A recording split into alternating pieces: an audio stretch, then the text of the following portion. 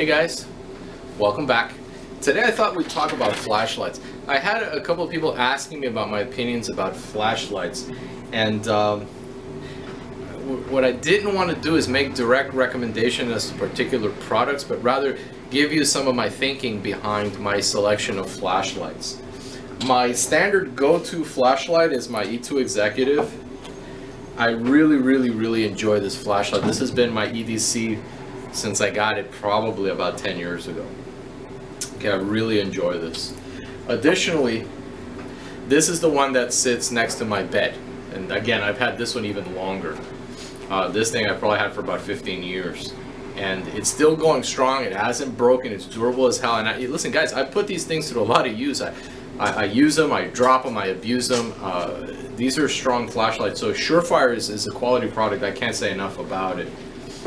There are a couple of other ones that I found to be interesting. I was playing around with this one. If you're looking for a budget flashlight, this one here is the Redline by Nebo.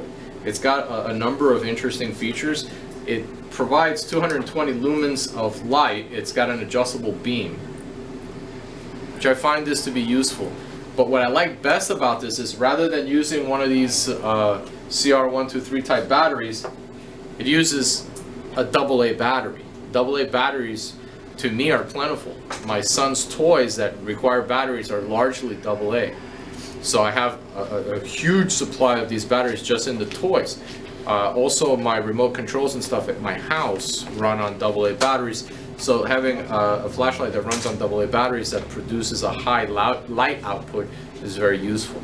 This one has a couple of additional features that I like. It's got a glowing tail cap, so I can find it in the dark. And this part here is magnetic, so if I needed to put it somewhere, it's quite handy. Again, it's the Redline by Nebo, and if I needed to attach it somewhere, that's pretty cool. Guys in law enforcement can get extra use from this magnet when they're doing frisks and stuff. If the guy may have something sharp in his pocket and you want to check it first, the magnet may latch onto it, so that may be another possibility. This guy right here, I picked up as an impulse at Radio Shack. It's a $6 flashlight. It also runs on a AA battery, and it's really a neat flashlight. It's not super powerful, but it has a couple of features that I like, and I've taken this thing camping with me now for 3 seasons. So it's a pretty decent flashlight. It's pretty rugged. Again, it's not necessarily a super high output, but when I touch these bars on the side, it focuses the beam coming out the front. When I release them, it acts as a lantern, which can be pretty handy. I really enjoy this flashlight. It's been with me through a lot of camping trips, and it's still with us. I haven't managed to break it yet, so I really like this one. Some of the features that I like are, obviously I want a high output for some of my EDC flashlight.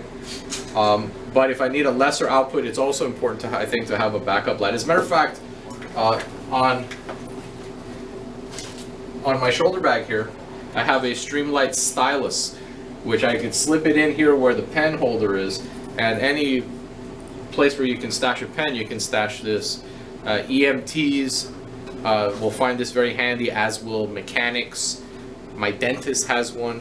So there's a lot of use for a flashlight of this size and configuration that has a pretty decent light output, but it's not so overwhelming. The Streamlight stylus, this one's very handy. A family of flashlights that I found to be pretty cool, and now I haven't pressure tested them, but they provide me the features that I like. It has a momentary tail cap. I really like that. The Nebo does not. It's a straight on and off, which if I was using it in a tactical setting, I'd need to be super careful, because if I were to drop the flashlight in the on position, I might illuminate myself, and it may not be what I want. That could present a problem. So a momentary tail cap is very useful. I press it, I get light, I release it, it goes away. This particular one is by Walter, and it is the MGL 500. This is the smallest one of these. This one is the RBL 800. It's got the pocket clip, which I enjoy quite a bit. And this one is the MGL 400, also with a pocket clip and the momentary tail caps.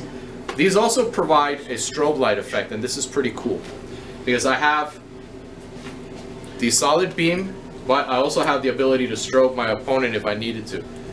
So this has a lot of uses, but one that I particularly like, especially if you're dealing with like a panhandler or some type of a low-level threat, tell him, hey, stop. If he continues to move along, step back. And the strobe effect kind of intensifies the mood.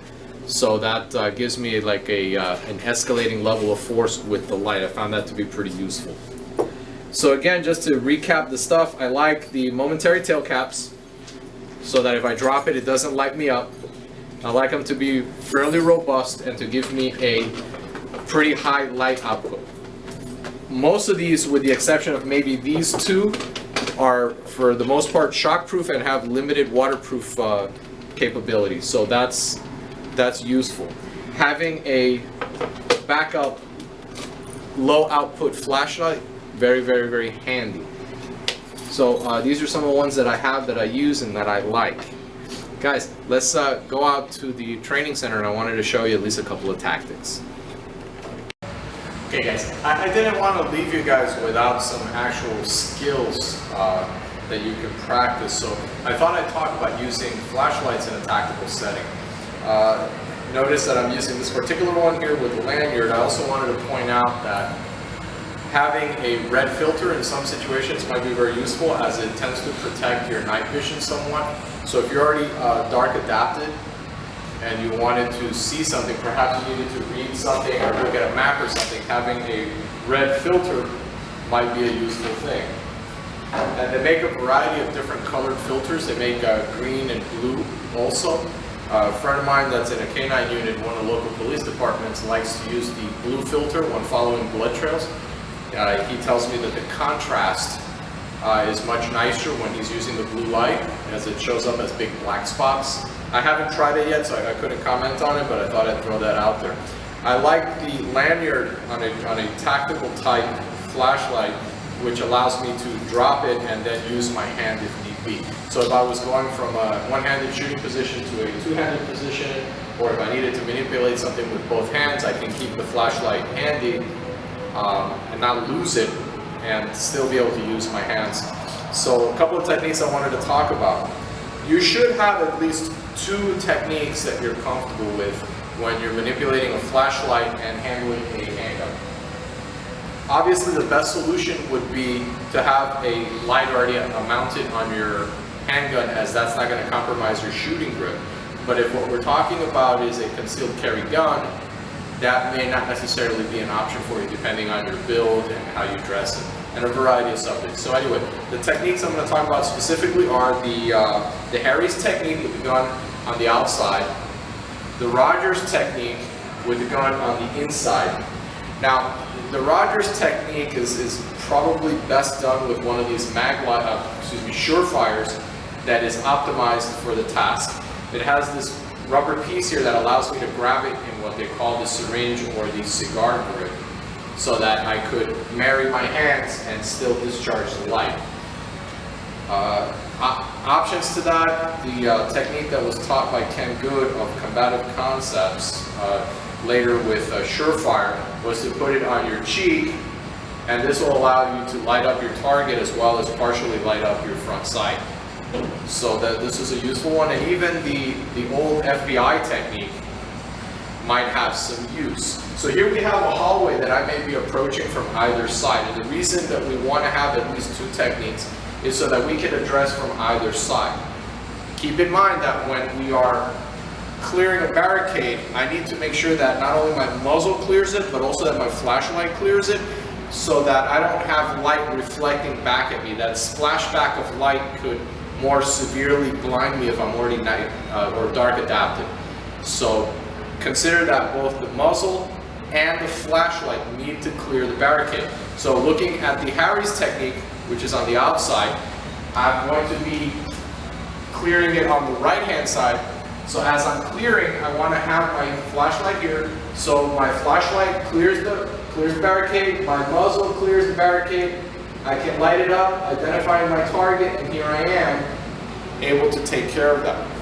From the other side, using the Rogers technique or the cigar or syringe grip technique, I can do the same thing, make sure that I'm going to clear the wall with both my muzzle and the flashlight. Very important. I don't want to reflect off of something and have it splash back to me. Okay, not if I can help it. So I start to clear, I start to clear, I start to clear, I light it up, and there we go. If my flashlight isn't suitable for that, perhaps I'm using my E2 Executive, then I might have to, where it's not so comfortable to do that. I can do it, but not so reliably. So I'm going to use Ken Good's technique here. I'm going to give myself a little bit of distance, and both my muzzle and my flashlight are clearing, and I light it up. And depending on what the terrain features are, and you know, whatever obstructions I have there, if there's any boxes or an apparatus or anything there that might have me modifying my position, perhaps the FBI technique might work out pretty good for me, where I'm lighting it up here. If you're asking yourself, well, wouldn't somebody shoot at the light? Consider that I'm trying to pick the best tactics for the situation, and if the situation was such that I'd likely get shot at by using the flashlight, I probably wouldn't be doing this. But I do, however, need to be responsible for every shot that I put down range, so identifying my target is of critical importance. We very often, not very often, but on occasion, we hear of somebody getting accidentally shot because they were misidentified. I never want to be in that situation, guys. So having a flashlight is probably one of the more important accoutrements that can complement your gun. Keeping in mind that most shootings take place in low light conditions. A gun without a flashlight is probably just a 12-hour gun, because we do need to identify those targets. Guys, thank you very much for watching. I hope you enjoyed this video. Again, be sure to subscribe so that you can keep up with our uploads. Hit like and share with your friends to help us spread the word. Thanks again. Thank you very much for watching. Until next time, guys, take care.